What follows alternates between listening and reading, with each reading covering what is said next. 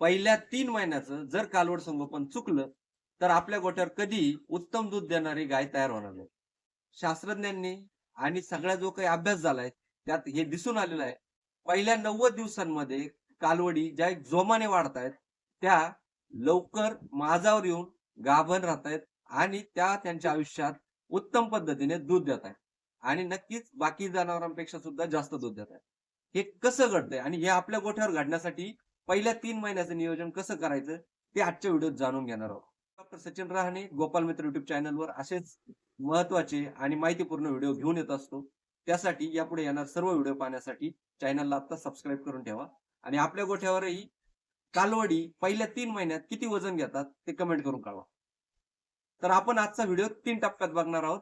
पहिल्या महिन्याचं नियोजन, दुसऱ्या महिन्याचं नियोजन आणि तिसऱ्या महिन्याचं नियोजन. पहिल्या महिन्याच्या नियोजनात कालवड जलमल्या जे काही नियोजन करायचे ते खूप महत्वाचं आहे.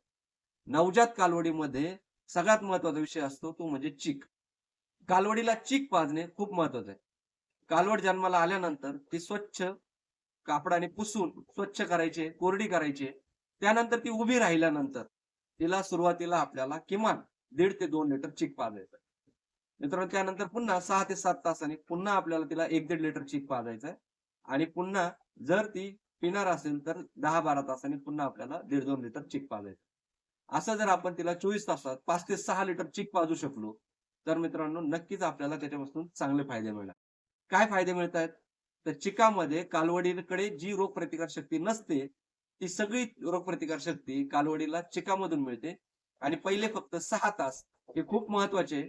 पहिले 6 तासामध्ये तिला जर चिक पाजला गेला, तर तिच्या आतड्यामधून ह्या रोगप्रतिकार शक्तीचे जे अँटीबॉडीज आहेत, त्या आहेत तशा रक्तात शोषल्या जातात आणि पुढील 21 दिवस तिला जोपर्यंत स्वतःची रोगप्रतिकार शक्ती तयार होत नाही, तोपर्यंत तिला विविध आजारापासून वाचवायला मदत करते. त्यानंतर मित्रांनो कालवडीला महत्वाचं असतं ते म्हणजे दूध. तर पहिल्या महिन्यात तिला वजनाच्या 10% दूध पाजणं गरजेचं आहे.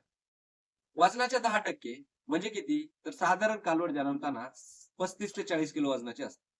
म्हणजे आपल्याला तिला किमान दिवसभरातून 4 लिटर दूध पाजायचंय.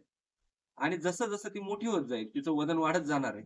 त्यामुळे ते दूध थोडंसं वाढवत ठेवायचे आणि आपण तिला 5 ते 6 लिटर पर्यंत सुरुवातीचे काही दिवस दूध पाजू शकतो. परंतु मित्रांनो हे करत असताना आपली एक चूक होते. आपण फक्त कालवडीला दुधावर ठेवतो. तर असं न करता आपल्याला कालवडींना 6व्या दिवसापासूनच पाणी द्यायचंय. त्यांना चारा सुद्धा ठेवायचा आहे.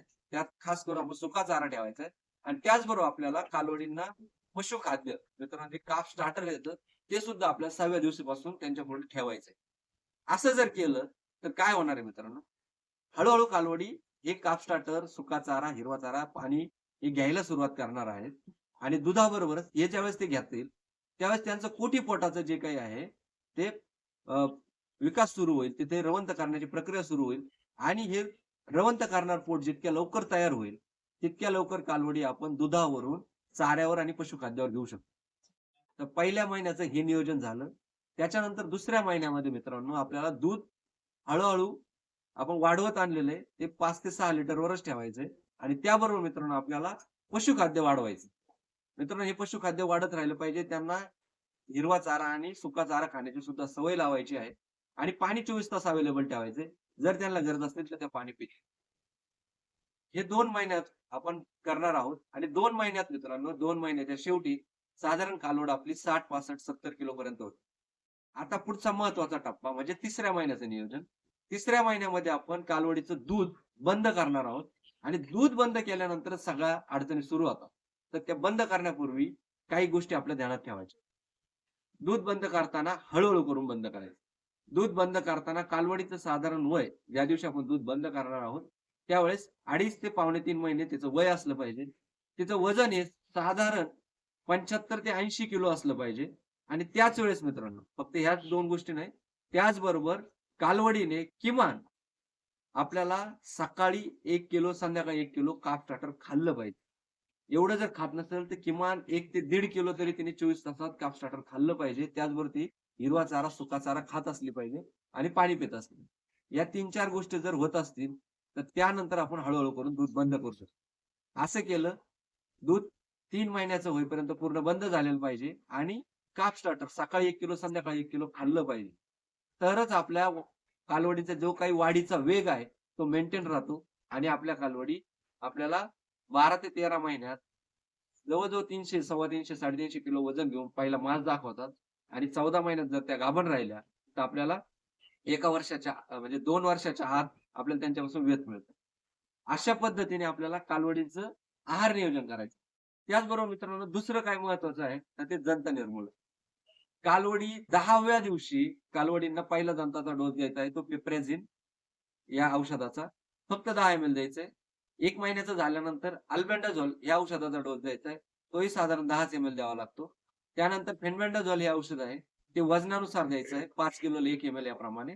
आणि परत ज्यावेळेस कालवडी 3 महिन्याच्या होतील, त्यावेळेस आपल्याला मित्रांनो आपल्याकडे जे अवेलेबल असेल ते किंवा पुन्हा आपण अल्बेंडाझोलने आपण दंताचं औषध त्यांना देऊ शकतो.